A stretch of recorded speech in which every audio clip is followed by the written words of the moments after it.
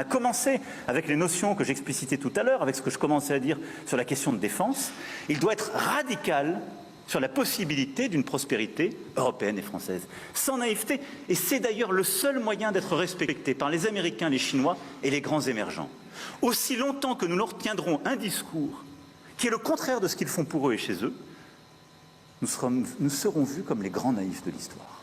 Et donc, au fond, des gens qui sont déjà en train de disparaître. Ils savent qu'on est déjà en train de vieillir, que nous ne produisons moins qu'eux l'énergie, que nous l'achetons plus cher. Et là, ils sont en train de se dire, et en plus de ça, ils sont gentils. C'est pas un métier d'être gentil. Nous avons proposé aux chefs d'État africains de réorganiser notre présence. Comme on est très poli, on leur a laissé la primauté de l'annonce. Mais vous ne vous trompez pas, c'est nous qui l'avons... Et parfois, il a fallu pousser. Mais pas parce qu'on est poli, correct et qu'on se réorganise nous-mêmes, qu'il faudrait que ce soit retourné contre nous en disant ils sont chassés d'Afrique.